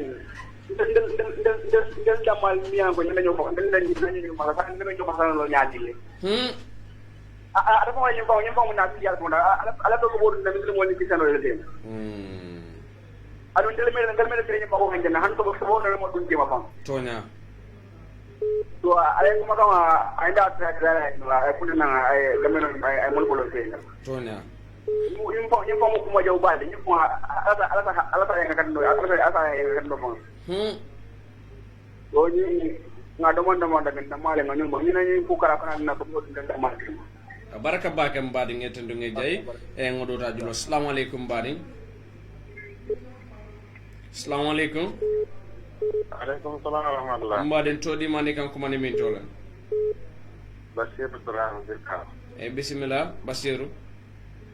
Yo na ditola kuma kama bana la fitaw jansara do. Comme dit amalali ya fanya na muslimo ne kristano le da sibe ni la jamana o tetal. Yo nyanta fahamla do ko kristano la alabato te mamu dima sole. Andi ko wada alabato le kela choji del to andu muslimo le o sahamul. Muslimo la alabato mu tente fa awasu wato wati do ko ne ta ken ni ta benele yaki. Wala tinda ko la jamale jama o soto. Pada na dibitaw le ngento sahamul le bawo to lallo ni le ne won gaji ko wala nga palaso di la. Kuma si fal men do kany wal man nyanda bole da ko Tonya. Pana la kada wala la fala diamu la diamu kandoro ala danela en sumata don baraka bake mbadi ngeten du ngejay so do fan jindu julo. Assalamu alaikum badi. Assalamu alaikum. Alaikum salam. Mbaden todi mani kan commande min tole. Adira temo ci jelo ko mandara. Bismillah Cissé. Fadel ndira so diam la digdira ko wala. Bismillah. Mo kana diamo men do ala fa ko jamo mu ala la bo jamo man ke mo dad. Na de pare ta mo so mo dati ka so ci ka dun damo ko na yeboy. Ala de po mi ala de ko ngota nyambi. Wala ala la bo hani mo man diam ba ko kula de ala bu la ta ka de de moy. Barsa ni luwa do di yamuna banke do luwa me yalon ko fonyanda ka sonne masa kundana alkalo ne seful tombonye. Ani yalo adam baro musakunda kai wa diamu mo dal diamu kera umanya na ke ni so ko ma handa hanni ya aje mela ko ni adam baro la ko ni be nyo da minna down garade mo fa da man re nyo da walla bar ko ta ya je masa kun dawle ta kan han sai wallahi fadila bala fa warta da dia mujjada okay baraka ko nyaado abarka baka ngete do nge jay nga dota julo assalamu alaikum badin assalamu alaikum badin todi mani kan kuma ni min jole tuda mo binta ledi binta nyadi binta dem e kan kuma ni min jole e ko alamin babylon e bismillah binta ha anjala binta dem la pour ñu musandi ma la ko wol ako jama ngoli boy Sain na misil na kebal uli watoti. Ni sain la kerosita. All this months kanyin tama mo membe ke banko to ko di nyalem. Sain la fi watoti, sain la kele watoti. Ha, interest to lo ne fole. Tonya. Ala baraka ba. Baraka ba ke binta dem ay kuma kan kendel fo ngadota dilo assalamu alaikum badin. Badin ma yayi. Abejan todi mani kan kuma ni bintole. Nda Suleiman Touré. Suleiman Touré kan kuma ne bintole. Nge kuma ne birga ma bidare. E bismillah Touré. Ndebe musino min ka diamu misro ni na bora. Musino ni an kana ble musino ma ala no afama ala no. Nga kuma lu sonne. Mbari nga kuma kanu sonne de demande ngale dane. So mba mo sonne apare ko mi so ko mi aje ni misro janu mi anke motade ala kala. Elo at fay ni to maybe inte vale fay ala plazo ade aya po plazo mina pura plazo kana para para de fula da wa be fula pa trabo mbade dino mbade tonya barka ba ke mbadi ngi tendu ngi jey do fronta julo assalamu alaikum mbadi wa alaikum salam mbadi todi mani kan kuma ne min tole to mu sai dumbuto sadio jamme dum e kan kuma ne dumbuto temfo be kuma de kan dumbuto yo e bismillah mbare ndero ga diamula alkalo lo kola ne sefo e bismillah minister ni we ake kolon alkalo lo nin tolu ndol nyanta lon na le munemu ado manyan na sonna minister kan to la deputy sefo tombo wala alkalo kadun dawo da ika sore idan tumbo ta siya dungu ni ta ko wo si woti yala lunta wala la ban marala le min yala ko nan kai to adin kana so wala anu ta san wala sana ni da dawo da rijin wala jan wol be sin kala mu da kon kana so wala nga fu ya tanya ne ya tonya dina ti o kana dia mu me ala ta da mu bote an wasan ni ita be plaso ala le ke ni na imallati wo ala ta gunya ga ala buke gunya ina kuma mota la baraka baka baraka mbari ngete ndunge jay inin kiyan ko de ngodota dilo assalamu alaikum mbari mbari todi mane kan kuma ne min tole wana ga kiyam mandine todi madu dembo bismillah bismillah bala la di am na kuma ale me ko ala ko la fonna la kalo ni sefo kamiro sono ka dia le la ko men me geringi minister kumbon ke politika ya para politiko ke ila ko sola kadin dolbe alon ko sefo men bebe banko ka be mu ya jana to mo sefo le alkalo demba men be banko ka be mu ya jana to mo alkalo le ni dalan na widi silla widi si mu no de nim banko kan e bi al si wala ko ni do na taran do ko la banko kan ade o stade ni ni ne asma alkalo le ni wala widi si sefo ika rule men na ngolo bi taje ko kono tem opposition do wala place mal gaaje ya bala fawa ni na la gula o silo ko de o mo kiri wala ka planyo ma ko ke ina ki da bawola so bi no wala ka mala kar na man taram na place ko tinyala bala fawa ni ne be kere yo to se to ni men complain da jama wala ko wala bi lo la mu ko na halba do ni me jamba te ka kuma ko ya me be dar yandi ana wala be da yo fala kalau ni sembo comme ita fo yene kam christian on mi filmo le babo ka won be tay bangu kan ne ko yor de lore jamal de lore adi ni al hali la jama de ko yor de dal mo ma comprendre tonya mo ma jama comprendre tonya ate te ko be tali ni non la apla ba fan tinyaka ama ala ko mi simu amal de mal amin allah ya rabbi baraka ado ko ala ma nyaay da silo ka be ya lon ne bali ka silo bula amin amin abe nyaay da silo la silo me alo ko wala be na fa amin baraka ngetendu nge jay ngodo ta judo assalamu alaikum badi assalamu alaikum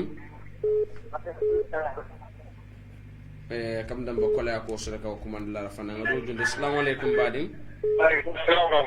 mbaɗen toɗimani kam kumande min tole bisimilla allah tagaɓe diyarim toña min kata polo solo ano lakkoti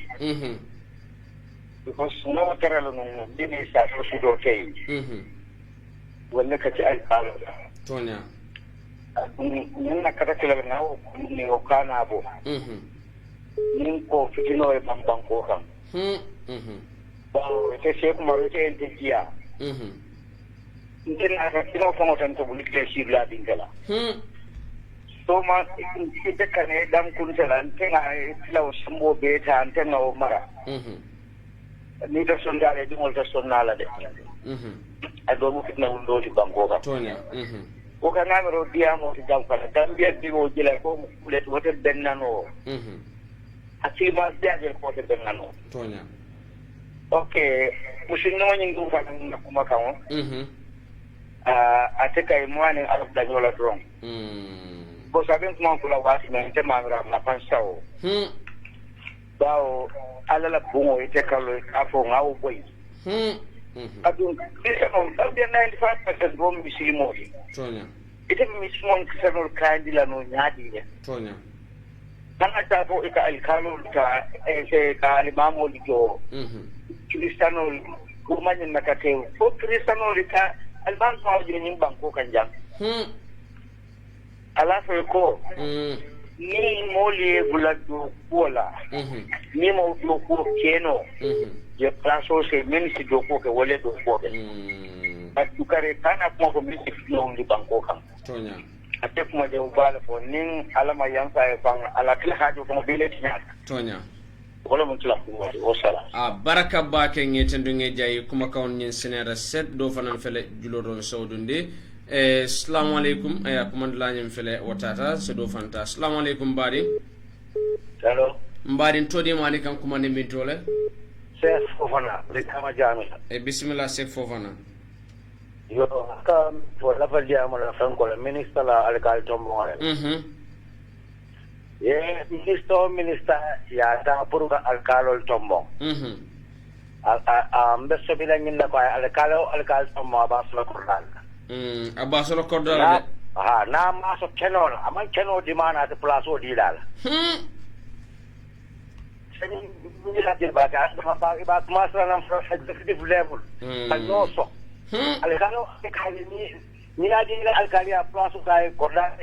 minister promise de keno di dal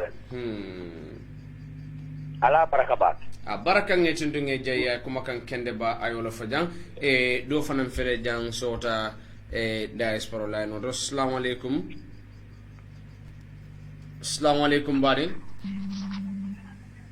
assalamu alaikum hello assalamu alaikum mbari todi mani kan kuma ni min tole nam ngala Bakar Sane bismillah Bakar kan kuma ni min tole Italy bismillah Gambia Old News bismillah Bakar yo ba umare kuma ka wani ne mo ila ba kon tan na ba ci adama abe moy kan ha kon tan yaji ba ci dale CEO kon na pa mo bojo abe moy kan alkamion fo alkalo le ko do pour dul nam politique ko ati nyata ba sa kon dala ko ko ñu itellelo ko alkalo ni si for ye da bon ni politique ko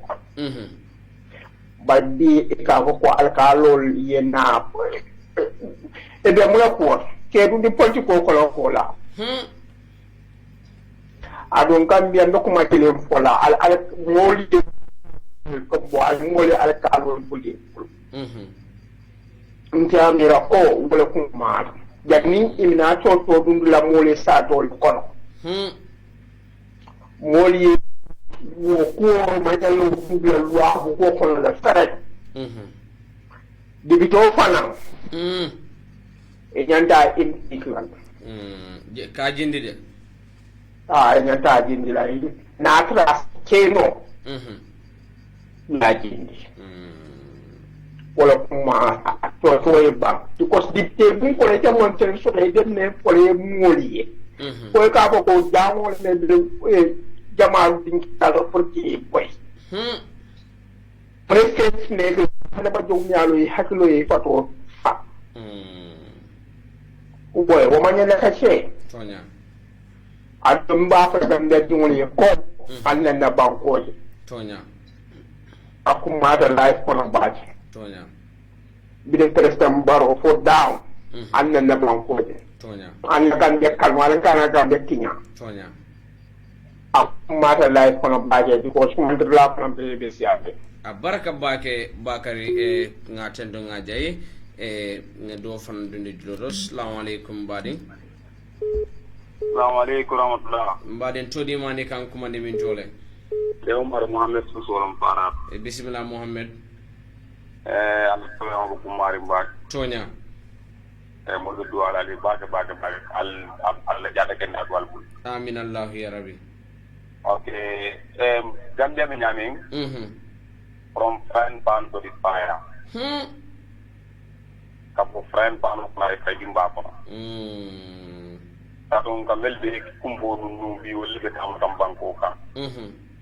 inche po mari ya ko te ku tombo ni ar kal tombo le nganta sistemo ni musa nyama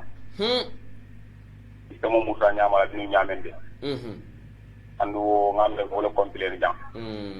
amen ira kapat na nyinde men ko kanje ka ko constitutional ko ni ya ko ya baro kambe ndawol yo bo stin na ko de nyama no dini tendi muso ni nyan ka dino kala mo kana mo la mala men pole ya lo sereti bayla ni o tamba ko ta to ko ndo sabore dino la because dibide bu do mi nyanta ko le jaate mo ko de gambia de mo muslimo de report of gambia de muslim tonya so nata ko janone ko yidi alma ala gambia de ma do amin Allah ya rabbi ande wala la contribution o biama baraka ngetendo nge jay ndu julo assalamu alaikum badi assalamu alaikum alaikum badi todi mani kan kuma de min jole def man ko faal Muhammad bismillah kuma la nyem felata da mo do tajulo assalamu alaikum badi mbaden todi mani kan kuma de min jole e kan wolindi do mande ko todi madu bismillah e kan wolindi sallallahu alaihi wasallam atata madina la doku kono tonya nate ko sirere ko atani natu ko lo al natu ko la sila jahannama wala min takatan kafiro sidi natu ko kanni ko ate malo abe non kula ka ko sirere lete alabula sidi yo ayo men ko ko alabula ya te manu ni naman ke mutin Sistema deve ser igual chama o líder o que mantém mas a segunda dele mantém aí até Adama ela le dá bom assim mas a segunda dele deve vale sobre isso isso tá fazendo minha coisa gamba colocar isso até na política até a sigla ganha dua ini juga dia di Mokola itu kita dengan di Mokola ayo anda ini Mokola hakku abaraka ngetendo nge jay abaraka ba ngadota julo assalamu alaikum mbaden todi mani kan kuma ne min tole assalamu alaikum wa alaikum salam todi mani kan kuma ne min tole tan jere salen kian dumudo bismillah sanya kortinata jeeɗi tanaw tanata alhamdulillah ɗutoɓe ñaani suutoɓe jawo ito nte laftaka sanna semaine jaabi bisimilla jamon boyla misilmole mba fof kafirole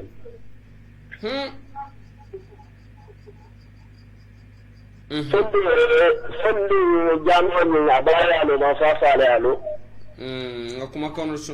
kawno sonende ɗum andi mbaɗin ani yalo adiya mole ɓe siyare wala yatinna bari ngalon ko ni abe diamo tra ni diamo sifare ala ko be bang da ngara ni da jam tale ko ma kunga kado jamo to nyame akiono ado nyato ado mo sen kala moto yo anan ko mo fudanjo alkalo da fa ngala nga fo alkalo no stefole wali sabari ni ko hormone dum na so re la dum to inshallah ma ko ma siya bage bar jam bola wa fa o mo ala buwol tonya fa sabari ya tonya akana bula ala kasida tonya barka baka ngeten dunge jay anim badin kiyan kulu be e ngodo ta juro assalamu alaikum badin badin todi mani kan kuma de min tole yo ndiro lamin jara birkama bismillah yo ndira to de amula al kare ko wala dukare de ma kunda danna ila technicien mi anno ko be topale yala salon ko Gambia manke di bankudi e adun Gambia mu ada bankole adu sato lo Gambia jam alon ko molle satelo adu wo molu wolle kamaro satella oton to Gambia do nda ma fin haklo dun ko do kende ke ni constitution du commissioner dawo da ngin to na ko Gambia sate ni aja lota bin jawra wato la Gambia kada Gambia da lon ko molle o sate lo wolle sate sai yini wato na bo nya makana ite mari la man support wala be man kunda place ne kun kamala kete mari la konante asamo sate molkan ka foko pour man kunda kalo tobon Gambia ko te sonna wala bi ite sonna soma tonya Gambia sate momu yanno ko foybe basele be fa bansan wala ko da banse be makati dukare da bunni makati ko da alkaliya to te bansan ko tonya kan ne fo na kin ma sakunda na fika ni sala fo ya bansan ko makati ko da alkaliya ni bulo ko fo ite osto masakta bulu momu nyan ni bankun kanja alina na ado ni na la respect ni ko kan da alfal min tumbulo kono tonya jawara man sakunda ni man ni kuma ci ka ko Gambian ko na ni ma kana constitution kono ya na ni ko be nyawna amma ka kudina na ko ya force mo tan bar ni aja kada fana gannan ko fon la hasibiya ni la timbale da marka wala sabu wo sa tel kuna kada da min to bara man ka Gambia sa tel beto de bari sate da mongo bo sate kono foyde botuna jarale bade sirim birka mo walla budana bade dube sirim buju ko la ka ya bule bulu ko kane da dunje pour ka fe bulu ka tun kam be to fitino ni mo fitna ba ti de min kurkur kam banko kam bani masa kunna fa ma lon wallahi ni anon no point kan ki bies mi fa fo le fitino wala fitino sulle fombe fitino ni akala ko de kam fo pour ta dum ko constitution kono ikin hakilo to a koto bake ko alfa demand le bilata mi an ko la sate lo i bonso wuri ide wuri fana bonso wuri ide a baraka ni wo ele mo drondo ma mi bi ya fonga ni ko de ba ko na ya famu na hakilo to a koto benga bana ko la kana tin bankun kan ja tente bismillah akana ke nin bankun kan jam because benna me na ko ma be bankun kai ma ko fa bari to ko man sakunda ko le bibe nan ko man sakunda min bin ba ko na nin bankun ta lo rinde ni fon ko suno da biri to la al farmi banku da woni ne mo wo fo mai ni banku mo le bi to do ko banku mo le mi dalile kamala bari ni ka fo so ko technicien ni pour de wo de satelo de na ko al far bodo satelo bari wo ku ti fa ni mo dinde fo ni nam de ni ko no woni na ka dem ko ka fo ko mi se gente a kalo to mo ni banku kan jan wo ko ni ma ji ko riba woto Gambia mu be bala ni ko la biri ko da fo ka to mo mo la sate lo kawle be la sate la al fanne be la sate la anu tarambulo be la sate la le sate o sate anala ado long anala tarambulo woto man kunda al kalu be danna ni al kalu bi ya de ni ne te ku de ma ba de mu ya de al kalu da ni to bon abulo la wolle be burka da marono kam bi pour ka sementi ya ni sala ko take pour won safari bankon ka da banku dum to sonala tonya woto banku dum ci hakelo ni lu am yalla ka kana de mini kan ka banku banku la bi kama jang anin ko mo jang tara jara kiyan ina ne ko banku har kilinti ne de sonala ganda banko ka jang tonya ni ne mun tara kuma ko pour gannan ko ci hakelo ni alkala pour ba ka fitina ba le wuli ni ma ta kunda tawda ko ba mo ni na pour ka kenna ko ci ko baraka bake mbadi ngetendo ngeje ngamira kumandi la fula damma sulotano wato bantale tak ngado ta julo assalamu alaikum badi assalamu alaikum waalaikum salam mbadi todi mani kan kumandi min dole karafandin jaay yanjali karafandin jaay kian jali bismillah tebe diamale yalla karol bismillah kalul kana pisal ye kana pisal de ne al kalul pisal da e be bula ma tan robal al kalul nyanda kaje ko ta do mo le ke mu dal kalul tonya nyaje minister ba mirala aje ko al kalul mu ibe politiko la wala ti tonya wala nyaadu ndila men fono alkalo le ko oto ye nyaalo la sare mo da nala ilafte ni ya kande ye bu nya ye forofa tona alo ni ala ko ni nyo sama politiko le bi zaman de hormala abo kole ala bak oto be sakula mo alkalo le sindiji wala minister o man kaw nyam manyana lo na dia de minister aje ko ay do bolni na stade sura tamol la le jumalo kuno le jendo kada asa kola o tali ngabala ngolam dia lon kon ta kelan to sonna wala kum minister dolla al qalu mo taw dolla ado nga bonda no ni atu bonda no re kam misir me ko bonda kali ka fitno lu o to kala fere tonya o ka al qalu ni ya lo la stade mol kan ye da politiko kana ni chefo tonya bari be politiko le wala minister idamir wala barka bake ngacendo ngaje anim badin ken tol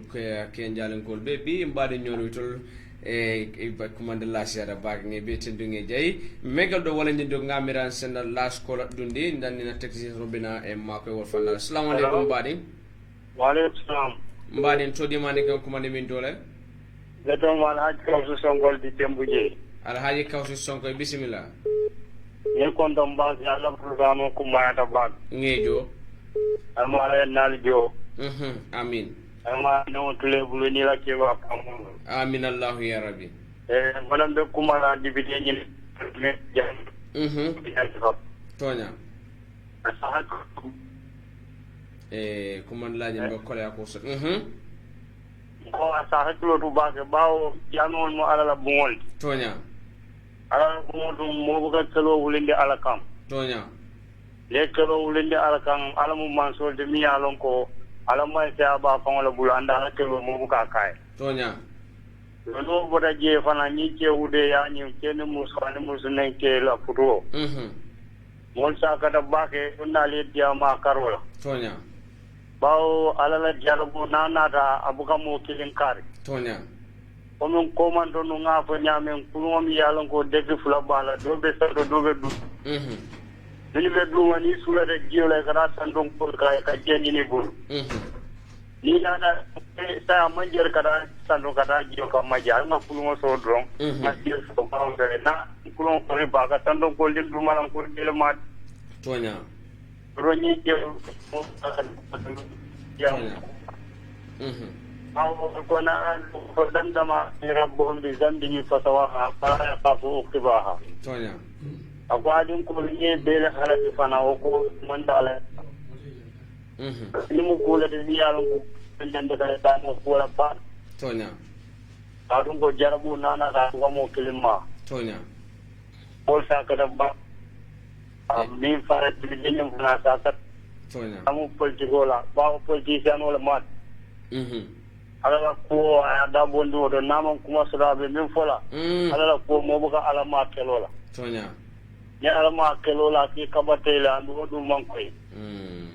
rona bo nyama mba dandala ba ke ay kuma diam mi mistake politiko la tiloti ba wala mala tiloti lon na le diamu lon do la karola diamu dino la karola tonya ba dunia balu mi jette o folo ni tamira mi joko luti la mul semma tina banko sande wala samana duma banko duma yo sambatan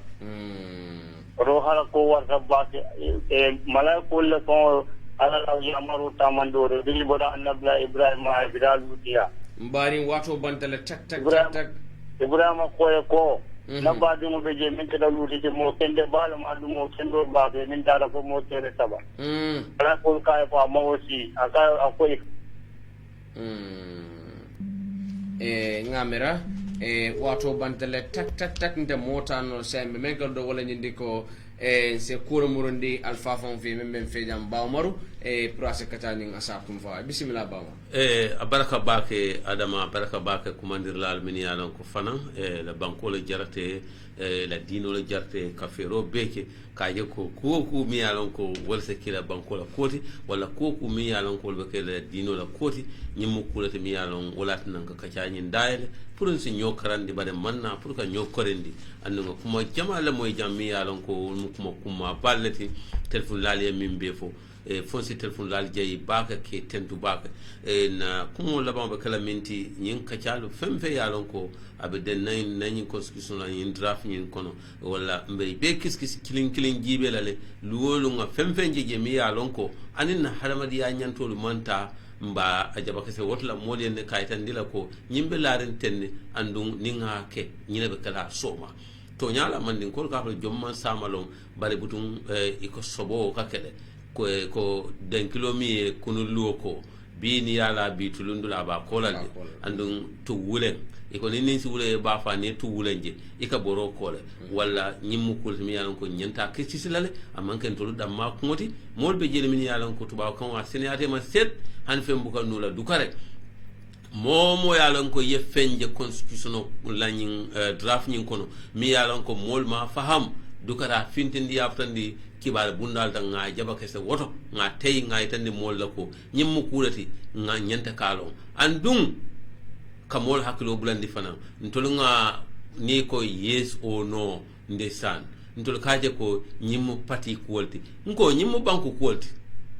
bankola constitution mu bankola busa balati minka banko dingo be bute bawo mfangole nga buso tanga deda wala buso men be li pale koto inyanta o buso kesenda fo ngani buso lem bang fo ne buso lem fo dimba buso lem nyanta wolon na le nga londi anyanta lola nyamen to nyato nya banko te tanu la luwa ko ba luwa ni na alo di ko ngotake nyola mbe koroslo kala luwa la kende ke jannin kam bulota nga fo ko nyi luwa be tata de oto badi ngolu ngamira be mol jayila ba kele nge tentu ko mominna ika bulana mfe watu kan lamoy na programme nyin kono fadera be min kala be kacha ko ngodi telle ya soron nte be min kala don commander lal min dunta banko kan anim banko e bantala mbe bele jayila ke tentu na patron ba min keta pa mod boyande bulo mutata amanna no bare nyawo nyan tol fanan nganda kata ko ndonke na kesitiri ndingol ye mi tandina anin akol min soton be min folo ko kunna anatol hakili ba tielo ale min lafaje wala ko ngafo ni wala benta laftala wala nyama wala ni ko fo min man be ngal fe birina dino to fonna adol kono o te salon konna hadamadi yala en sindi woto bare na nganyam mindi nga bori nga biti wala mkunkana nyinoto don bankola kairo femfense ke bankola kairo di femfense ke bankola nafati sini soma wala kan diamundi wala kan fanike ndi nyala ka ko kiskis wala kan tamandi fon singol ka bang kaji ko kiskis ke nyini ke je ke sambale na woto ntela karola bi albali ma sew man tebe dan nale janne sama ko funodi adama lay sarodi molla nga programme lo jam fo wati do baraka bake bawmar ngeten nge jay bidum fan tebe akum fala damene wala nyindi ko wati jamalu ning na platform no kadiamu nka akum fani yamar dantan na melon ko bi lafta yamaro mendila wala nyindi ko mba fon yamala anin gamben ko libe ka je ko banko la maran kan kono nanate kini constitutional review commission de murkan na kam futa banko muluma ba ni futa talma ali afo ali yeko lu jaba kese wota le bang alaman fen fahamu alkana so tambala hanatara tilil dane bolo laala je bari fen yalon alma fahamu alkana so ina do ya lebe so nyama yeta kadu muneketa ni wonade ke sama meyen so do ya jamele jamano wala bitan sodla munemina kala kadre be namaran kambe falinna la aylo ni ku ke ko maran kam e busala yana fo barante mo kalamda muntu bala nyinkeda maran kam kono wayatara ite nyanta ka lonne membe nyim maran kam kono wala na nyum maran kam ni na dibe hanse a kolu seta ko mal kadu banko dolu kan wala maran kam kawo la lon ka banko kan e ka maran kam ni ka falinna ya sefeni wo kauna bantolta akadam tubab ko damal woto ngama ba kumayala baga pour constitutional review commission e sefni futara gammen koluma e senyin kolu bonni mole nyodo ka tenten price senia set ndol fana men katolo kelale buku bala mu nyindi kitabu bala mu bare nimbulo la damenu kan jikita ko tennin tanda kalda minala nga fintina nale kacha fenne meyala ko wala be nyim banko sambala nyal bare nkana som fenne kaja ko politiko la nyinde wala mbani yes or no sida referendum ena ya fanya ko nyimmu baro quality wala nyimmu political party quality nyimmu APRC quality wala UDP quality wala mandinga quality wala fula quality al kana som ala nyimmu Gambia quality Gambia la samani sinin samo wedendi nyinala kadon somani moy kukuke nyine be kala fede mi alan ko be tara lor nga kunto woto mba fola gamben ko alise ni ndo kunye bari Musa Drame na la minister kunda mi alan ko wala mbarin tilon kolula mba folo ye ko alla constitutional review commission ma aliye londe niye nyin submit alaita ndira ko Gambian ko de sonnala bi Gambian ko de sonnala sama pour ministre lo kan alkalo nin sefolo tombo katun fitna wulindolamu katun ko Gambian ko ke kamfande nyoka wolemu anin kan na di na alfal men yanon ko wolemu adi alfal de pour que do yana banko kanya and nyinem fede me yanon ko Gambian ko malle fo nyon kusifala banko kan jam na dina alfal fanan wato sidal prale wuli nyinam wuli wato de ale wuli ale diamu Gambian ko le ale kutubo ke ka jeko molu kana febe dina ko kele tulun nawde banko ka dina ko man ka tulun fende nyabe banko lu kanda men yana ko dina ko fitino be je dina ko ma monde banko men ka ngolo jele woto ale wuri amba wulu watol do kadiyamu ni dina ko lor ni nata nyina nga molu tendo nge jay men yalon ko wolle ben jibe kam ben tembo mento ani mol men yalon ko wolle fana bel lamay ka ani mol men yalon ko wate wolle kataram fe nge tendo nge jay me duwala fana mol men yalon ko nyoko bo wolle la fo ala sa nyoko ala sa afara wuli kan mol men yalon ko be ngatan kono me duwa kala fo ala sa ngatan asabonde molu kan ala ma Gambia tan kata ani kata to ma nga viem tara wolle nga tendo nga jay atele moda ko ne masundo membe keren television oto jenawa dabo o fanambe sirigne home digital fm nge tendu nge jay na alpha ba bawmaru fofana nga tendu nga jay bawmaru membe kering ka fola nyama Yaya Instant Services, the coolest and most awesome way to send and receive money worldwide. We're simple, swift, and secure. Send money in 3 simple steps. Select country, add receipt details, and remit the amount. Super fast and easy with unbeatable rates. Get funds deposited directly into your bank account in the Gambia with no third parties involved. Our coverage includes UK and Ireland, Europe, and all over Africa. Transfer money with any device and get an instant email or SMS notification. In fact, transfer money and have it received within minutes. Visit us at www.yaye.co.uk and get instant access to latest rates, free calculator, mobile top-up, track your transactions live wherever you may be, and so much more. Contact us today and revolutionize value for monetary transactions. Available now on the Apple App Store and Android Market.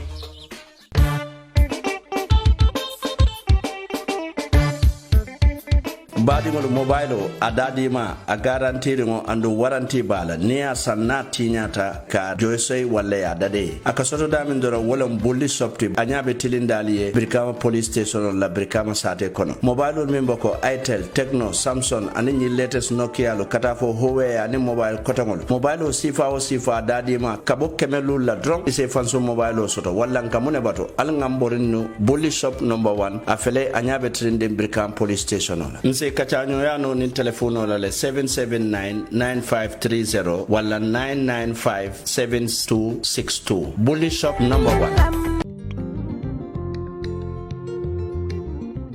Stewart & Co. Solicitors, a legal excellence firm in London that can help you with all aspects of your legal work. If you are looking at immigrating to the United Kingdom, Stewart & Co. can help you to set up business, buy houses in the UK, and will deal with all your legal works from start to finish. For all your general immigration work, we can help you with that as well. If you apply for any form of visa, whether student visas, settlement visas, marriage visas, or a child wanting to come to the United Kingdom to settle with the family, we can help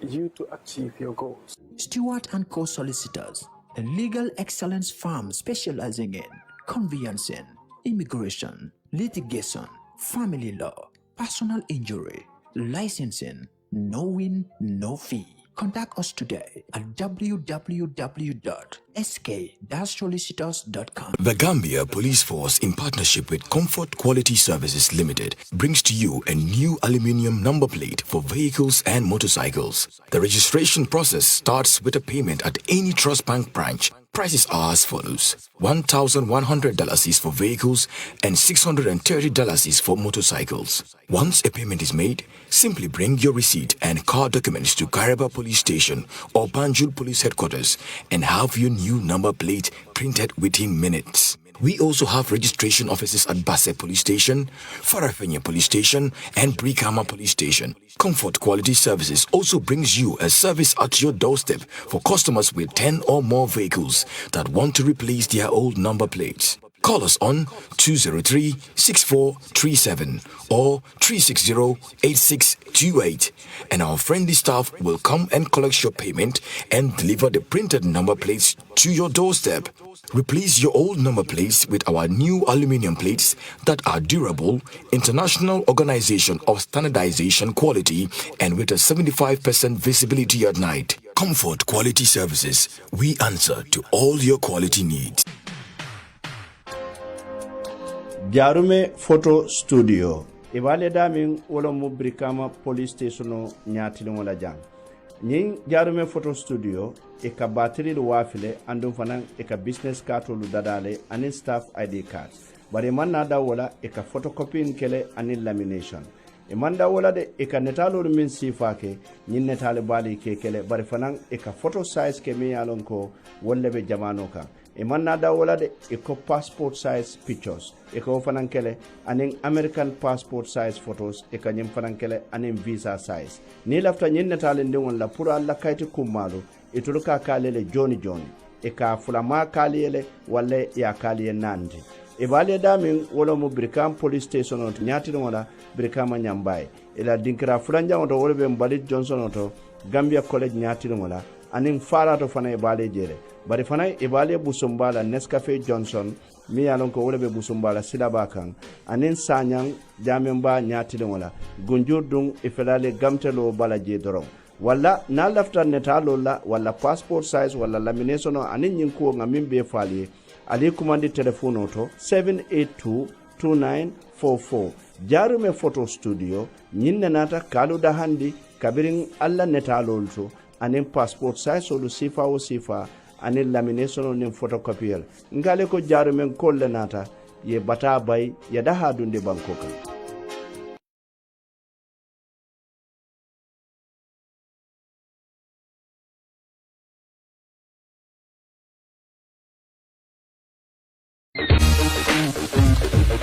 Yaya Instant Services, the coolest and most awesome